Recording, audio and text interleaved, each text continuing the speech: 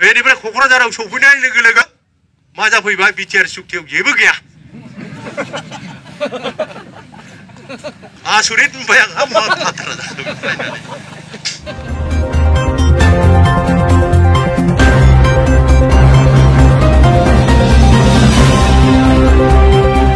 देरहाखांनानै पाब्लिकजों जेबो कनसार्नानो गैया बार बार जों बुंदोंमोन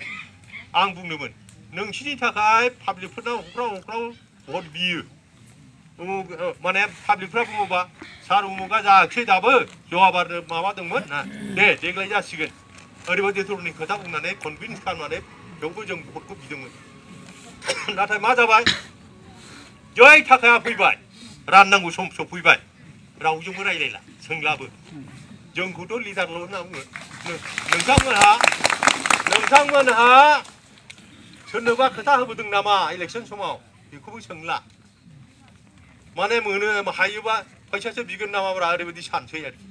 जोंथ' मानो फैसा नांगौ फैसानि दरखारा गैया जोंहा बेनिफ्राय आल्टिमेटलि थाङै थुङै जखन बिटिआर सुक्ति जायो बे बिटिआर सुक्ति जाखांनायनि परे आं सानबाय बे समावनोसै ओंखारलांनांगौआ बे समावसो नङाबा माने मोनसे समाव पाब्लिकआ होसोनानै जोंखौबो फैफागोन जों सानखाबाय आरोखि बेखौ बेबादि सानबाय ओमफ्राय बिटिआर माने मा होनबाय जा बिटिसि सुक्तिखौ आं बुंदों जोंनि माने लिडारफोरनि सिगाङाव बिपिएफ लिडारफोरनि सिगाङाव आं बुंबोदों फैनायनि आगोल बिटिआर सुक्तियाव कार्यकरि खालामनो थाखाय बिटिसि सुक्तिखौ कार्यकरि खालामनो थाखाय हाग्रामानि नेतृत्वआव जों खामानि मावदों बिटिसि सुक्तिया रुपायन जादों दा बेनिखायनो गोदानै बिटिआर सुक्ति जाबाय दा बे बिटिआर सुक्तिखौ माने इमप्लिमेन्ट खालामनो रुपायन खालामनो जों प्रमद बर'खौ हेल्प खालामनो थांनोसै रुपायन खालामनो जों प्रमद बर'खौ हेल्प खालामनो थांसै जों जेबो लुबैनानै माने इउपिपिएलआव हाबैयाखै बिटिआर सुक्तिया बा बिटिआर सुक्ति माने कार्यकरि खालामनायाव प्रमद बर'खौ जों बोरैबा माने परामर्श बा बोरैबा सहाय खालामनो हायो नामा बिनि थाखाय आं फैदों होननानै बुंखाबाय आंनि स्टेटमेन्टआव ओमफ्राय आंहा बिपिएफनि खुनु लिडारजों खुनु माबा गैया माने शत्रुता गैया आं स्वयं ओरैनो गोसो जानानै ओंखारबोदों बिटिआर सुक्तिखौ इमप्लिमेन्ट खालामनांगौ होननानै दा बेनिफ्राय नोंथांमोनहाथ' खोनाबाय माने दिल्ली बादि जायगायाव एकदम सिरियास मोनसे सुक्ति जानो थांगासिनो दं आं सिरियास मानो बुंदों जोंनि बर' जाथिखौ फोथांनानै लाखिनो थाखाय एनडिएफबिआ 34 बोसोर जुद्ध खालामबोदों खालामाखै दे खालामबोदों बे 34 बोसोरनि गेजेराव बेसेबां बर' सेंग्राफोर थैखो आर्मिनि आखायाव आरो बेसेबां माने न'खरनि मानसिफोर माने माबा जानानै दङ इनजिउर्ड जानानै दं सोरबा एखे पार्मानेन्टलि जाबाय सोरबा माबा जाबाय एक्सबिलिटिनि आन्दलन बा माबा समावबो जादों जायाखै नङा जादों थेवबो नैबे बिटिआर सुक्तियाव एनडिएफबिआ अस्त्र सम्बरन खालामनानै बिटिआर माने सान्ति सुक्ति खालामनांगौ बेथ' खेला नङाना एथ' सेक्रिफाइस खालामबाय एनडिएफबिआबो बे बर'नि थाखायनो खामानि मावदोंमोन सानलायनाय हरलायनाया हयथ' फरक थानो हागौ बाखि संगठन खिन्थु बेखौ ओरैबादि माने थासिल खालामनाय जाहैबाय जे सुक्तिनि बिसयै जों जेबो मोनथिया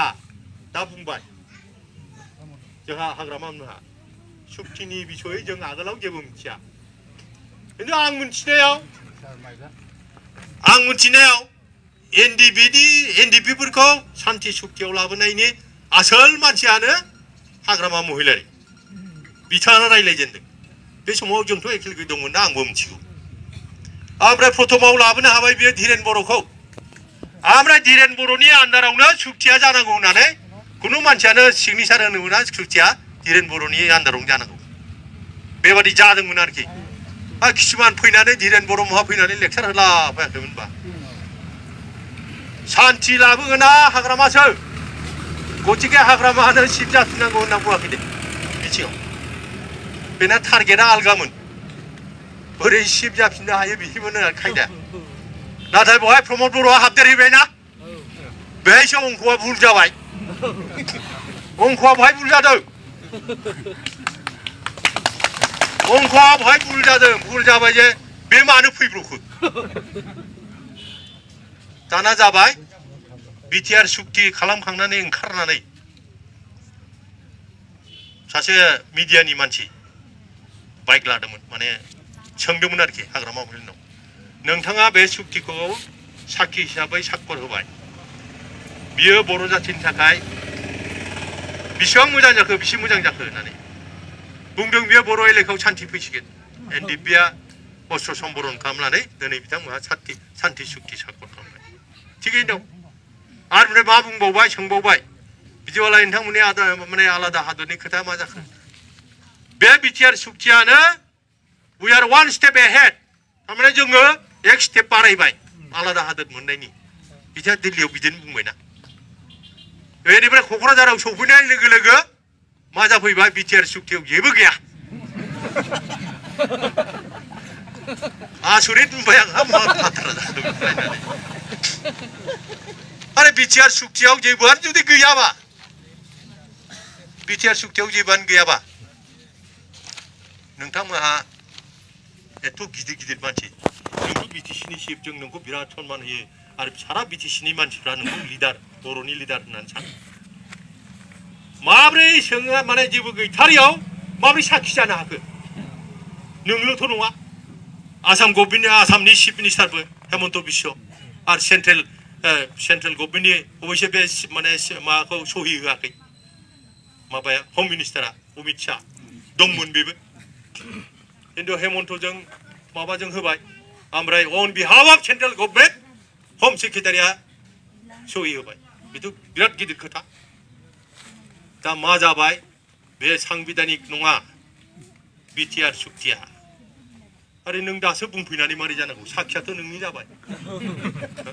बिटिआर सुक्तियाव जुदि गैयामोनबा हाजार मालाया नों माने साखि जाखो दा बुंहैयो बर' एरियायाव थांबा माने इउपिपिएलआ बर'नि माने प्रमद बर'नि नेतृत्वआव बा आबसुनि नेतृत्वआव प्रमद बर'आ प्रेसिडेन्टमोन बिथाङा बर' जाथिखौ फानबोबाय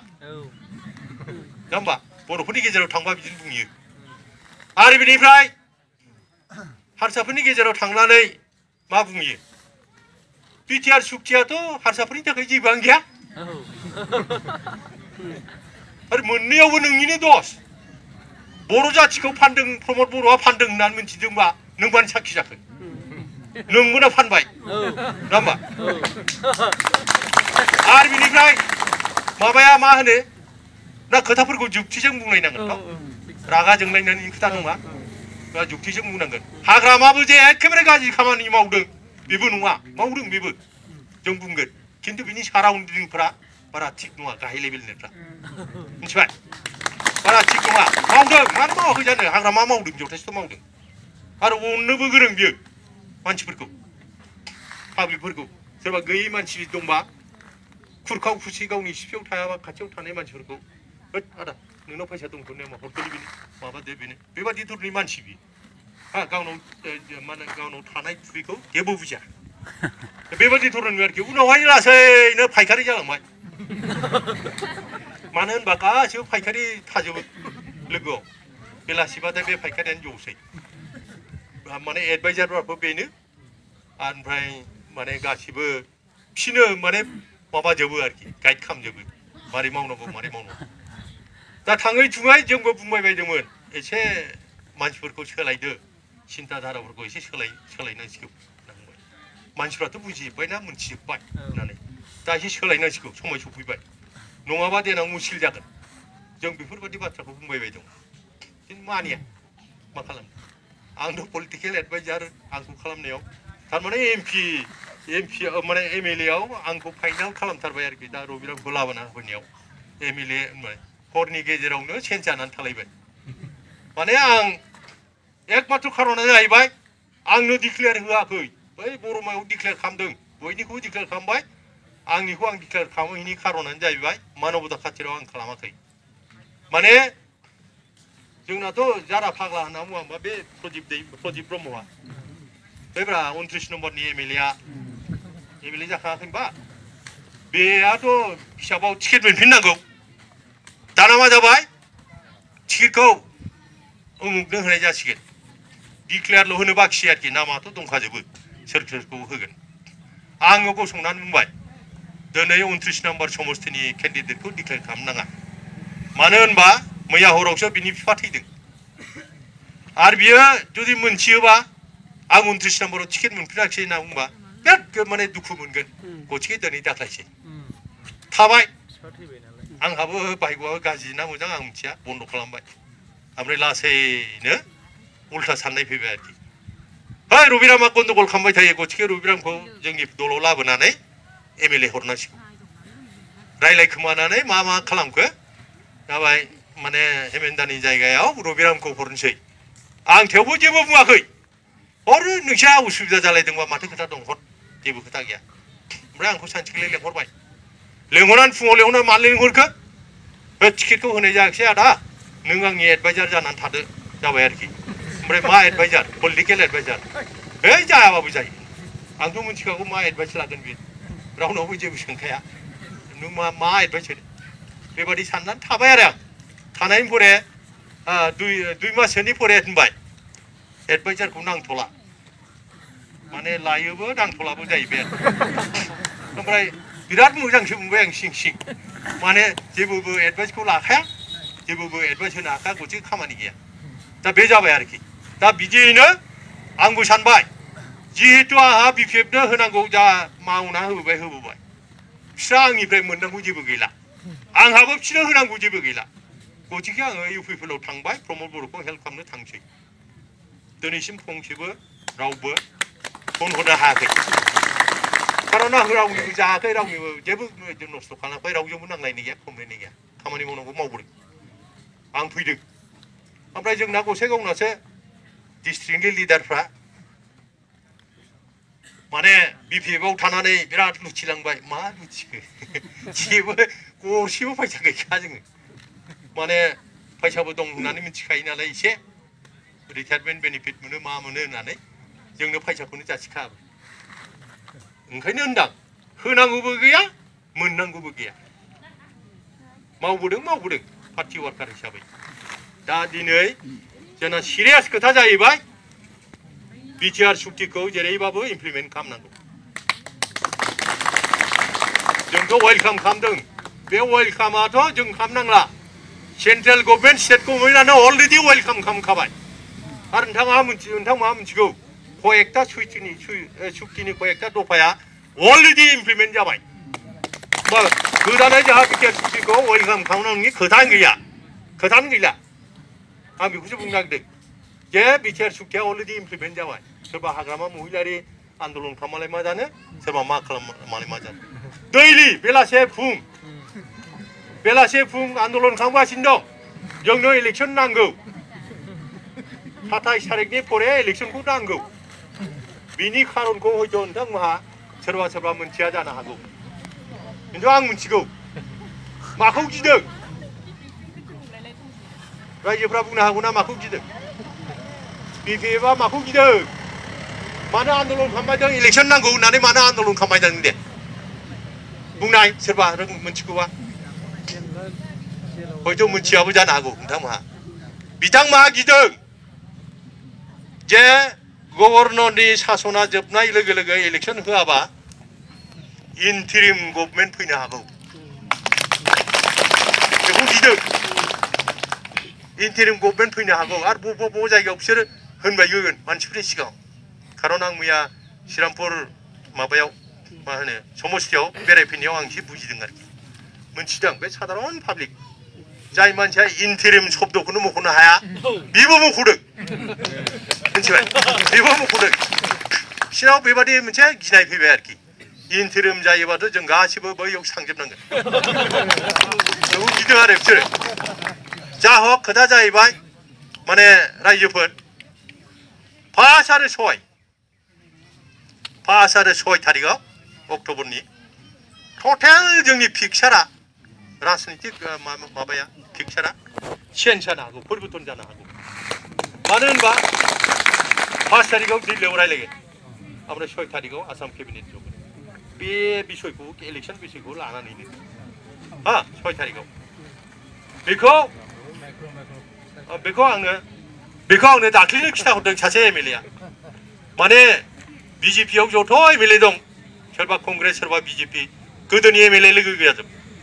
इंक्लुडिं सर्बानन्द सन'वाल जों सानैजों एखे लगे एमएलए मोन बै समाव थानायाव आरो सानैजों बिराद मिटिं गादों जों आसाम गभर्नमेन्टनि जानानै दिल्ली सिले माबायाव मा होनो सेमिनार इन्टारनेशनेल सेमिनार बिराद गायदों जों माने बेनावबो मिथिनो हायो आरो हेमन्त बिश्व शर्मा गोदोनिफ्रायनो दादा होनना बुंखायो माने खोथाखौ लाखोमा आरो बे सोंहरबा खिथायो खिन्थु रावनोल' दा खिथा होनना बुङो आरोखि दा बाथ्रा जाहैबाय आरो बे ओरैबायदि मानसि जाय मानसिखौ गाव गोजौआव दैखांगोन बे जुदि गावनि एगेन्सि थाङोबा बेखौ एखे नामायथारनानै फोजोबथारनानैसो दलद दोनो बेबादि मानसि आरो गासिबो खामानि मावजोबनो हागौ बियो जार फले माने गावसिनि पार्टिनि मानसिफ्राबो गिजोबो ओमफ्राय सेन्ट्रेलनि लिडारफोरजों बिराद लोगो बे अमित शाहनिथ' फिसाला असे बादिसो हेमन्त बिश्व चिफ मिनिस्टार नङा माने हेमन्त बिश्वजोंसो अमित शाह रासिन रायलायहरो दा बिजेपियावबो मोनसेल' आखुवाखौ जागासिनो दं खावनै जानानै दं एसे पर्सना हाग्रामाजों दं एसे पर्सना जोंजों दं बेबादि धरननि जालायनानै दं दा बियो 6 तारिखआव दिल्लीनियाव मिटिंनि परे हयथ' क्लियार जागोन आरो पिक्चार दा ओंखायनो बुंदों जोङो बारा केनभास खालामनो नाङाबो जानो हासिगौ खारन साधारन सासे खामला मावग्रानो इन्टिरिम शब्दखौ बुंलायनो हाबायबा निश्चय बिसिनावबो गलमाल जाबाय बिसिनि गोसोआवबो गलमाल जाबाय बेखौ आं हमदों आरोखि राजनितिक जिहेतु आं बहुद दिन खालामबोबाय अभिज्ञता दं हिसाबै आं एसे हमना लाबाय आरोखि थारमाने 6 तारिखनि परे बा नैबे 5 तारिखनि परे माने मा होनो टटेल पिक्चारा चेन्ज जासिगोन थारमाने कमन मानसिफ्राबो गभर्नमेन्टआ प्रमदिनो फैसिगोन बेखौ सानबाय आरो दा जों बारा बुजायनो नांला जा बुजायबाय बिराद खस्थ' खालामना बुजायबोबाय हारसाफोरखौबो बर'फोरखौबो ओमफ्राय दा एसे थाबथानो दङा मानसिफोर थाबथानायनि खारना जाहैबाय जायहा हाग्रामानिफ्राय जाब्रेथारनानै थादों बिसोर फैनो हायाखै जों बादि फैनो हायाखै बिसोरो हा साननायाथ' सानबाय मैया सासे एक्स एमएलए आंनि लोगो फन हरदों आदा मा जाखो सोलायबाय नामा गोसोफ्रा होनना सोंहरदां ओमफ्राय बिदि बुंबा आंथ' एसे सिन्थाखौ खालामहांबायलै आं बुंबाय एसे गोबावजोंसो नों दासो सिन्था आं मा लाखौ बुंहरदों नोंखौ होनना बुंबाय बिदि बुंबाय जोंनि मानसिफ्राबो एसे परिबर्तन जाबोगासिनो दं जाबाय आरोखि दाना बिपिएफनि मानसिफ्राबो एसे सिन्था खालामबाय जाहैबाय आरोखि जानाय नंला बहाय होननानै दा बुंबाय मा नों हाबला होमबा इउपिपिएलआव हाबफैखादो होनना बुंबाय आङो नङाबा देनां फात्ता मोननाय नङा नों होनना बुंबाय ओमफ्राय बिदि बुंबा आंबोथ' बेखौनो सानगासिनो दंलै जाबाय दा ओमफ्राय रायलायहरबाय आं साथे आंनि माने एक्स एमएलए लोगो नाथुराम बर'आ गोदो जेनेरेल सेक्रेटारिमोन आबसुनि बेहा लाबाय बेहा आरो कर'ना जानानै दंलाय गुवाहाटियाव ओमफ्राय मबाइलखौ हमबाय बे हमनानै आदा एरखम जागासिनो होनलायना ओइ जों सानैजों रायलायनाया मिलायबायलै जासिगोन होनना बुंहरबाय आं सोर रमिय दा होनना बुंबाय औ एखेबारे जाथारसिगोन होनना बुंबाय आं ओमफ्राय रोंगोरामबो खिथाहरबाय आं ओमफ्राय बिसोर रायलायखाजोब्बाय आरोखि फैसिगोन दा बिजनियावबो टटेल माबायानो चेन्ज जानो हासिगौ मिथिबाय बर'फोरनावथ' 80% रावखौबो जेबो बुंनांला मिथिबाय 80% बर'फोरखौ रावखौबो जेबो बुंनांला माने परिबर्तन आरो परिबर्तन बर'फोरनालाय मोनसे खोथा गैया होमबा मा बुङो दे होबायलाय बेहा हा 17 बोसोर खालामबाय बियो एबार गोदान मानसिनो होनोसै गोदान पार्टिनो नांगौबा बेबो माहाजोन जाथों मा खोथा दं बर'आसो जागोन ना गतिके परिबर्तन लाबोनांसिगौ ओरैयाव थाहैजोब्बाय बर'फ्रा दा जै बर' মানুহ 80% মানুহে परिबर्तन বিচাৰিছে ইয়াৰ লগে লগে ওচৰে পাজৰে থকা মুছলিম অসমীয়া बेनिफ्राय सोरबा बिहारी सोरबा मारवारि सोरबा आदिबासि सोरबा राजबंशी गासिबो परिबर्तनाव थाजोब्बाय आरो नोंथांमोनहा बयबो मिथिगौ आं साबसिन मिथिगौ माने BPF जों 15-16 बोसोर थाबोनानै आं मिथिगौ साबसिन जे हारसाफ्राथ' मोजां मोनखाया बांगालफ्राबो खुनुदिन भट होआखै मोजाङै मुस्लिम मानुब्लाखौ BPF आव खेथियाव अन्तरे रहते ভাল পাই পেলাই ভোট দিয়া নাই होबोफेराखै बर'नि भटजों देरहायोमोन आरोखि एसे जायखौ हायो फैसा थाइसा होनानै बिदिनो देरहाबाय थादोंमोन बेहायथ' बुला जोंनिबो दं नंगौ नङा दे नुखाथारबाय मा खामानि दं मावाखै जोंहाबो बहायनो भट होजोब्बाय थायो बे जोंनि दस नङा परिबर्तनाथ' जोंनि आखायावनो दङ माने गणतन्त्र माबायाव जोंनि आखायावनो दं 5 बोसोरनि फरे जोङो मोनसे क्षमता मोनो गाज्रि MLA गाज्रि माबाखौ मा होनो MP सोरखौबा MCLA सोरखौबा बोख्लायनो थाखाय ओंखायनो बुंदों लेखायाव राजनितिक मोनसे लेखायाव लिरदों जे प्रत्येक 5 बोसोर फरे आमी एटाखै बुलेट पाও बुलेट मानो बे बुलेटखौलाय जे गाज्रि MLA गाज्रि MP गाज्रि MCLA खौ माने फोथैनो थारमाने बे बुलेट सिलायाव सोनानै गावग्रा बुलेट नङा बेलट पेपार जों जायखौ बांसिन भट होगोन बेनो देरहागोन नङा होमबा जायनो खम होगोन बे जेननाय मिन्स थैबाय बेबादि मोनसे बुजायदों आरो मोनसे खोथाखौ सब समाय साननानै ला जोंबो बुंबोदों UPPL खौ 5 बोसोर नायदो हाग्रामाखौ नोंसोर 15 बोसोर नायबाय मा खालामदों खालामाखै नुजोब्बाय UPPL खौ 5 बोसोर नायनायाव मा खथि दं ओमफ्राय बिसोर बुंबाय माबा मुस्लिम मानसिफ्राबो बुंजोबबाय बांसिनानो नंगौ सार जुदि UPPL आबो खामानि मावाबा आंबो थानाय नङा UPPL आव आं बुंबाय आंबो परिबर्तन जागोन आं बुंदों नोंसोरबो परिबर्तन जा दे सार एबार नायथानसै जाबाय आरोखि बिसोरबो एबार माने परिबर्तनखौ खालामखासिगोन आरोखि खुनु खोथा गैला माने बहाय जाति थातिनि बिसार गैया परिबर्तनखौ बयबो लुबैबाय आरो बांसिन लुबैनाया बर'फोर लुबैबाय बर'फोरना अयभास दंखायो दा सासे मानसिनि बेसे बर' होबाय थाग्रा दंखायोना नङा होमबा आरो 17 बोसोर खालामबोबाय दा बर' गामियाव मिथिंखौनो खालामहोला BPF खौ खिन्थु मैया हाग्रामा बुंदों उदालगुरियाव 10टा सिट दं बहाय जों 9टा मोनगोन आरे मैया मेल जायाखैबा आरो बेनिफ्राय मा बुंदों बाक्सायाव 11टा दं बिनि बिथोराव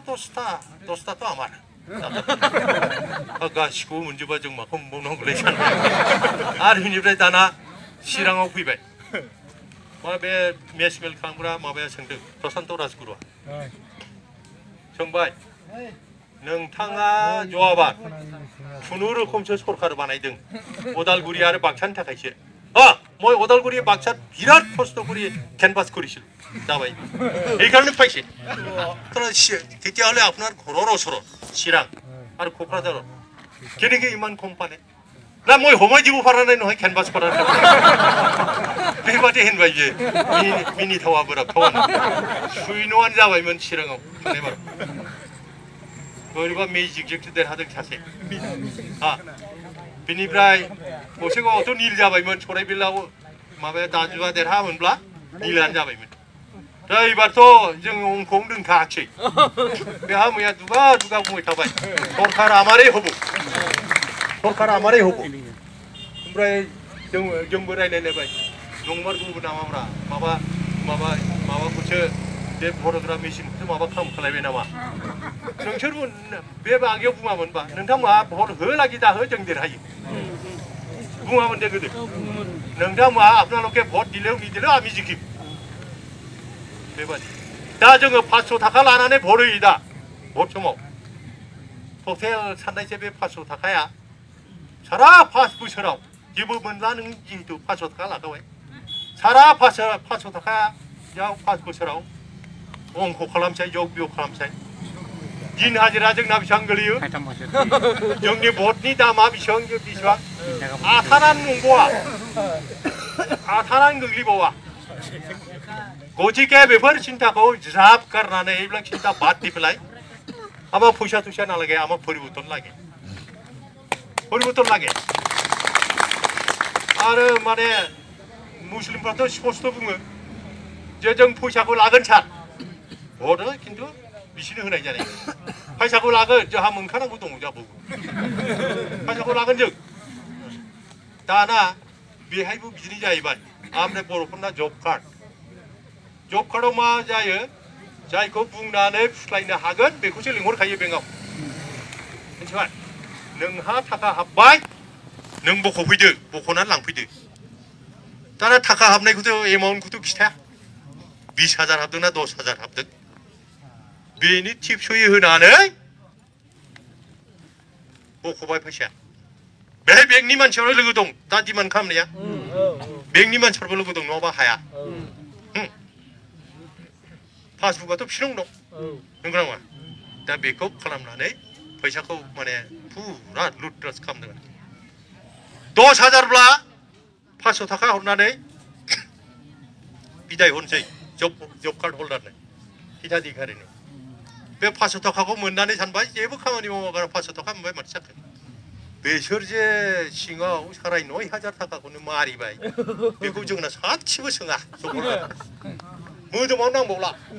500 थाखा मोनबायहाय ओजों जे 9,500 मारिबाय बे खोथाखौ रावबो सानलिया औ बे साफा सानै नांलायनायजों मा जानो नांला एबार माबादो परिबर्तन खालामदो जेबो नांलाय दरखार गैया गणतन्त्रआव नांलायनो दरखार गैया आरो सोर गाज्रि खामानि मावदों सोर मावाखै आइ आफाफ्रा बयबो मिथिजोब्बाय बेखौ गोदानै बुंनानै सोरबा मानसिखौ बाराद्राय समाल'सना खालामनानै बिनि पापखौ खमायनो दरखार गैया आरो लेखायाव लिरदों जे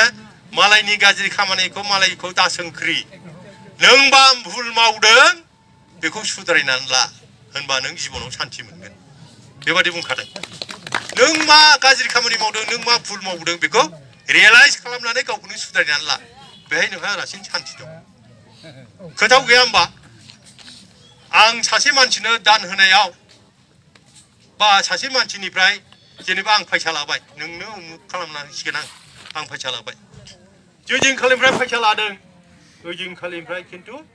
आंहा उन्दुनो ओंखारला खामानिया जागोन ना जाया फैसाखौथ' लानाय जाबाय नङा होमबा खामानिया जागोन ना जाया खिन्थु जाय होग्रा मानसि बे आरामसे उन्दुहैबाय थांनानै नंगौ नङा खामानियाथ' जाखासिगोन आंना खिन्थु लाग्रा मानसिया उन्दुनो ओंखारला मिथिबाय ओंखायनो बुंदों दान होग्राफ्रा जेबो सिन्था गैया लाग्राफ्रासो सिन्था थाहैयो आरोखि थांनानै मिथिबाय दा बेबादिनो जाबाय आरोखि बिसिनाबो फैसाखौथ' लाबाय लानानै सोरनोबा साख्रिबो होबाय सोरखौबा होआखिसै सोरखौबा मायाखिसै बेबादि जाजोब्बाय आरोखि दा बे जाबाय दा ओंखायनो दिनै जब कार्ड केलेंकारिखौ जों बन्द' खालामनांगौ जब कार्ड केलेंकारि एखेबारे सासे महापुरुष জাতির পিতার নামত MGN রেগা তার নামত জব কার্ড ইয়াতে এনেকুৱা ধৰণৰ মানে লুণ্ঠন চলাইছে মানে মহাত্মা গান্ধী ইমান বদনাম ক'লে আমাৰ বিপেক দলে যে তার নাম গন্ধই নাই এতিয়া এনেকুৱা অৱস্থা सासे बेरिस्टार मानसि बियो इसा खालामबा आरामसे बेरिस्टारि खालामनानै जाबाय थानो हायोमोन साउथ आफ्रिकायाव बेरिस्टार क्वालिफिकेसन लाना 1891 सनाव जन्मआथ' बेना गुजरात परबन्दराव जादों बिमा बिफानि नामखौथ' बयबो मिथिगौ गोदो उन्दैनिफ्राय फरायबोदों इसा खालामोबा बिराद माने आरामसे थानो हायोमोन नाथाय आन्दलनाव बारसोमफैदों दा महात्मा गान्धीनि दैदेननायावनो जोंनि भारतआ सादिन खिन्थु मानसिया जे मानसिफोरखौ गासिखौबो मोजां मोननो हाया महात्मा गान्धीयाबो मोनसे प्रमानलाय नङा होमबा सारा जोंनि माने पृथिबिनि मानसिखौनो होन बा भारतनि मानसिखौनो होन स्पेसियेलि माबायदि जाथिर फिथा नाम दोनबाय बेयो जाबाय भारतनि फिफा जायनि लिडारशिपआव जों आन्दलन खालामनानै माबा ब्रिटिशफोरखौ होखारहरनो हादों बेनिफ्राय भारतआ सादिन जादों बे मानसिखौनो सादिन जाखांनायनि परे मानसिनि आखायावनो थायाखै होनबा थायाखै दे ओंखायनो महात्मा गान्धीयाबो बयखौबो सेटिसफाइड खालामनो हायाखै मानसिनि आखायाव थैदों नाथुराम गडसेयाथ' मानसिसोमोन ना जा हक बे जानानै थांबाय दिनै जब माने बेखौ हायोबा जों पाब्लिकनो बरनना होफिननांगौ सोर होयो गावसोर बहा थाङो थांथोंसै उनावहाय 뭐 다이어 다이 등저 기도 파이 잡아보는 거